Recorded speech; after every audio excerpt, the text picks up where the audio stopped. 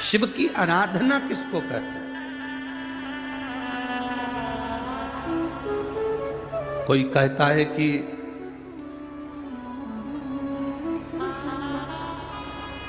क्यों भटक रहे हो, क्यों जा रहे हो यहां वहां। हम कहते हैं तुम भटको भी मत, कहीं मत जाओ। तुम्हारे घर के नजदीक में जो शंकर का शिवालय हो, तुम्हारे घर के नजदीक में जो शंकर का मंदिर हो, शिव मंदिर हो, शिवालय हो, उस शिवालय में जाकर एक लोटा जल प्रतिदिन चढ़ाना प्रारंभ करो।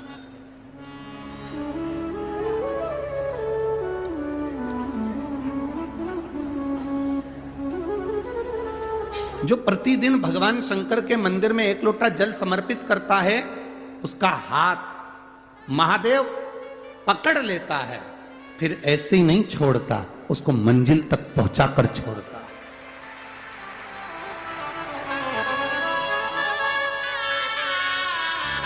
वो ऐसे ही नहीं छूट सकता।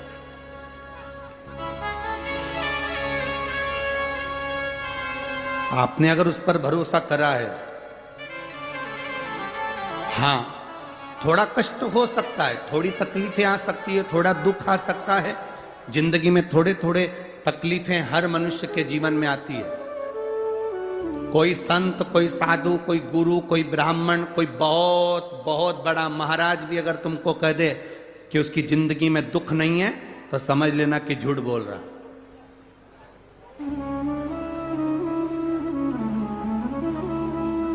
मेरे राम जी महाराज भी इस पृथ्वी पर जन्मे तो उनकी जिंदगी में भी दुख आया। मेरे भगवान कृष्ण भी इस पृथ्वी पर जन्मे तो उनकी जिंदगी में भी दुख आया। माता जानकी भी इस पृथ्वी पर प्रगटी तो उनकी जिंदगी में भी दुख आया। राधा रानी भी इस पृथ्वी पर प्रगटी तो उनकी जिंदगी में भी दुख आया। संसार में अगर जन्म लिया है, मृत्यु लोक में अगर तुम पैदा हुए हो, पृथ्वी पर अगर तुम आए हो, तो तुम्हारी जिंदगी में दुख ये नहीं कि नहीं आएगा। हमारे पूर्व के कर्म के अनुसार हमारी जिंदगी में दुख, हमारी जिंदगी में तकलीफें आती है, पर वो दुख मिटेगा कैसे?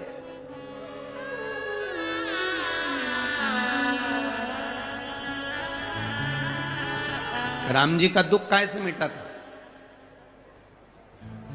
राम पथ गमन में जहां जहां चलकर देखो, चलो आपके पास में है पंचवटी,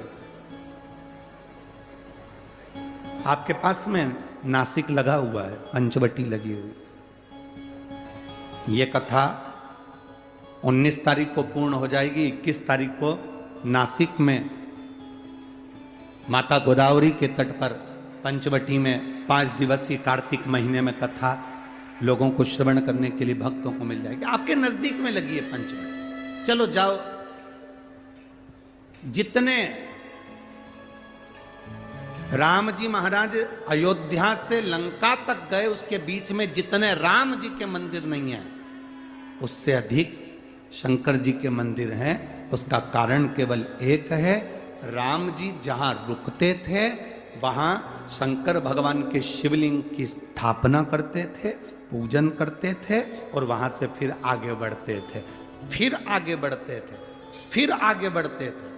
बिना शंकर की आराधना के, बिना शंकर भगवान को एक लोटा जल चढ़ाए बिना मेरे राम जी महाराज आगे बढ़ते ही नहीं थे।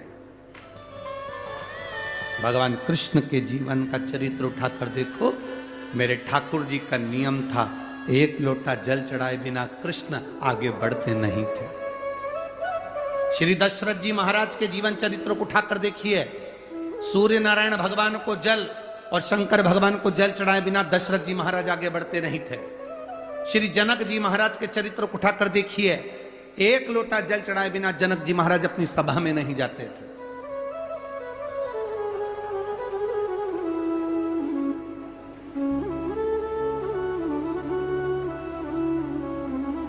थोड़ी जिंदगी में तूफान आते हैं, कष्ट आते हैं, दर्द आता है, तकलीफें आती हैं,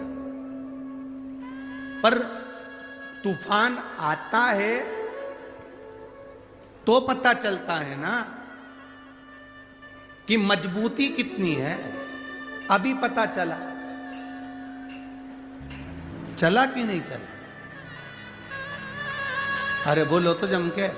पता चला ना कि मजबूती कितनी है। ये हवा चलती है, तूफान आता है, तब पता चलता है मजबूती कितनी है। उसी तरह दूसरे धर्म के लोग तुम्हें डिगाने के लिए आगे बढ़ते हैं, पर तुम्हारे भीतर का सनातन धर्म दिखा देता है कि मजबूती कितनी।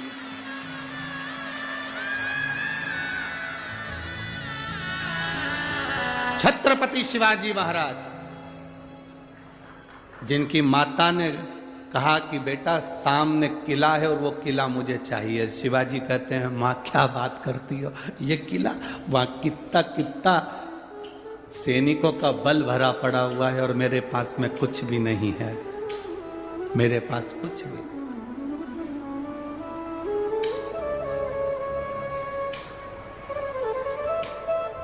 जीजाबाई के शब्द जब श्रवण किए,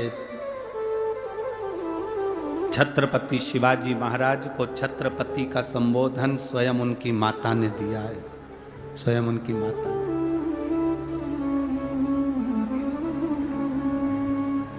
कह दिया जीजाबाई, सामने जो किला है वो मेरा है, तुझे मालूम है? हाँ मां, मैंने सुना है ये किला अपना है, फिर कब्जा दूसरे का है। छत्रपति शिवाजी ने कहा बहुत भारी सेना है उसके पास में, बहुत बल है उसके पास में, सेना प्रबल है उसके पास में, मेरे पास इतनी सेना नहीं है। मां ने कह दिया शिवाजी तेरे बस की बात नहीं है, मैं खुद